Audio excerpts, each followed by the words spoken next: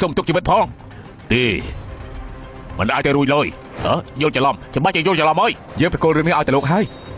ធ្វើបានឡទៅបាទយើងទុកពេលឯងមិនថៃដល់គ្រូខ្លាសចេញភ្លាមមិនចឹងទេយើងធ្វើឲ្យគ្រួសារលីសាប់សូនហើយដល់គ្រូខ្លាសគឺមានតែតម្កល់លាកខៀវឲ្យពុះទេគឺចង់មានន័យថាចង់ឲ្យគ្រួសារលីធ្វើអាគារគ្រួសារជាងឲ្យរួចហើយដល់និស័យពួកខ្ញុំឲ្យតែគេមែនទេមិនអាចទេអូយគ្រូសារលីមិនក៏មានកូនចឹងដូចអើយខ្ញុំមិនជឿទេគ្រូសារលីចិត្តទទួលបាននិស័យគ្រួសារជាងហើយមិនអាចទេគ្រូសារលីគឺជាអភិជនលេខ1គ្រូសារលីគឺជាអភិជនលេខ1មិនអាចទេគ្រូសាលីចាញ់ហើយលោកម្ចាស់ខ្ញុំសុកចិត្តដល់គ្រូខ្លាសខ្ញុំសូមវល់ទុកផ្លូវរស់ឲ្យគ្រូសាលីរបស់ពួកខ្ញុំផង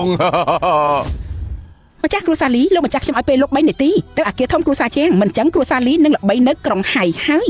ឆាប់ឡើងទៅនេះជាត្រារបស់រាជគ្រូបាទជារាជគ្រូចឹងលេខឈីត្រួតពិនិត្យនគរសាងទាំងមូលត្រូវតែតាំងជារាជគ្រូហុងស៊ុយគឺមានតែគ្នា3នាក់តែប៉ុណ្ណោះមនុស្សកពូលបែបហ្នឹងមិនទាំងអាចមកក្រុងហើយបាទលីមិនកាំងនឹងគួយធ្វើអីទៀតមិនក៏មិនឆាប់ទៅ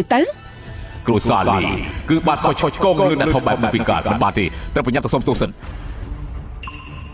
មិនដឹងជាកូនចៅរាជគ្រូជើងមកលេងគ្រូសាលីមិនបានទទួលពីចម្ងាយមិនបានរាក់ទាក់សូមអភ័យទោសផងបាទគេជាកូនប្រសាដែលគ្រូសាជាងទាត់ចោលបាទឲ្យក្បាលគ្រប់គេធ្វើស្អីទៅបិទមាត់ទៅគេជាអ្នកនៅក្បែរលោកគ្រូជើងអ្វីក៏ហ៊ាននិយាយអញ្ចឹងឆាប់សុំទោសគេទៅរាជគ្រូជើងរាជគ្រូជើងដែលខ្សាត់តែងតាំងជាម្ចាស់មេដីនោះមែនទេជីហ្វៃអាចស្គាល់មនុស្សអាចារ្យអញ្ចឹងទេទោះជាស្គាល់តែយ៉ាងម៉េចទៅត្រឹមតែជាស្រមោចដែលតោងខ្លួនរាជគ្រូជើងតែប៉ុណ្ណោះទេថ្លាធំហ៊ាននិយាយចឹងដល់ម្ចាស់យើងផងហ៎នេះហ៊ានបែកកូនខ្ញុំផងហ៎មិនដឹងថាកូនខ្ញុំប៉ះពាល់នាងត្រង់ណាទេទើបធ្វើឲ្យពួកនាងខឹងដាក់ពួកខ្ញុំបែបនេះម្ចាស់គ្រូសាលីពេលវេលា3នាទីបានផុតហើយលោកមកយឺតពេលហើយអាចមើលដឹងក្បួនសិលរបស់ខ្ញុំតើឯងជានរណាទៅប៉ា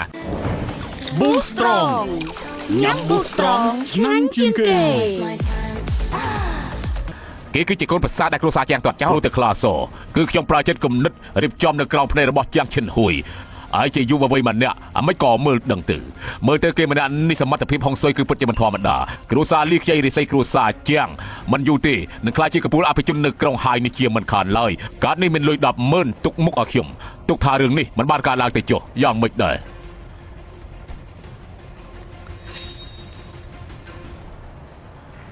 មិនយ៉ាងម៉េចទេឃើញមានអ្នកប្រើហុងស៊ុយយីគេយើងទៅតែជឿឆ្អាលវិធីដោះស្រាយគឺងាយស្រួលទេដោះគ្រោះខ្លាស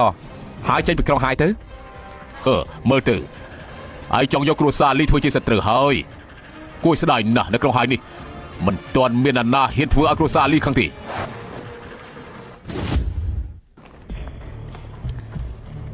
គ្រួសារលីដំឡើងអាគារពួកខ្ញុំខ្ពស់ហើយគ្រោះខ្លាសទុកថា10បានហើយជីហ្វៃបោះបកែណាលោកម្ចាស់គ្រួសារអើយឮថាចូលពីភ្នំក៏រៀបចំជប់លៀងនៅអាគារប្រាក់អញ្ជើញលោកទៅជួបជុំហាអាគារប្រាក់ជាភោជនីយដ្ឋានលំដាប់ខ្ពស់នៅក្នុងក្រុងហៃឬមួយពិធីឈានដល់1000លានម្ចាស់គ្រួសារចំណាយច្រើនម្លឹងគឺដើម្បីទទួលបងឯងបងជីហ្វៃតើបងមានឋានៈអីឲ្យប្រកាសមិនក៏រាជគ្រូជឹងជាកូនចៅបងសម្បីម្ចាស់គ្រួសារក៏គោរពបងដល់ម្លឹងអ្វីមិនគួរនិយាយកុំនិយាយអីអូខេខ្ញុំយល់ហើយអ្នកធំគឺចូលចិត្តស្ងប់ស្ងាត់កុំព្រួយខ្ញុំមិនប្រាប់អ្នកណាទេតែហើយខ្ញុំនឹងយករឿងនេះទៅប្រាប់ប៉ារបស់ខ្ញុំរិស័យគ្រួសារលីបានដោះហើយនាងទៅវិញសិនទៅចាត្រូវហើយបងជីហ្វៃកុំភ្លេចយកសម្បត្តិអាពាហ៍ជាមួយខ្ញុំផងលោកម្ចាស់ដល់ហាងអាគារប្រាក់ហើយនេះជាកាដូដែលរៀបចំទុកជូនលោកបទធររសារហុងស៊ុយពាត់ឆ្នាំនាងយកចិត្តទៅដាក់ក្រានបាអើយសុំទោសហើយសន្តាគារថ្លៃម្លឹងមិនក៏ប្រទះអ្នកសុំទៀនដូចឯងអញ្ចឹងមិនមែនទេអីកំពុងថាខ្ញុំមិនមែនឯងនៅមានអ្នកណាទៀតកន្លែងគេល្អស្អាតឯងមកបំពុលមើលខ្លួនឯងសមមកទីនេះឬអត់ហាបើយើងត្រូវគេឃើញចូលហាងនេះជាមួយឯងណាមុខមាត់របស់យើងត្រូវអាម៉ាស់ដោយសារតែឯងអស់ហើយគ្មានសល់ណាមិញនិយាយស្ដីពិតជាឡសាច់មែនមិញមកហូបអីបានហើយបានជាខ្ញុំមកមិនបានរបស់នៅទីនេះសុទ្ធតែមានតម្លៃ1លានឡើងទៅអ្នកសុំទៀតដូចឯងមានលុយទិញស៊ីដែរទេមានលុយស៊ីឬអត់មិនមែនអាស្រ័យលើមិញនោះទេណាឲ្យចង់ជុំនិយាយជាមួយហើយអ្នកសុំទៀតឯងនេះខឹងផង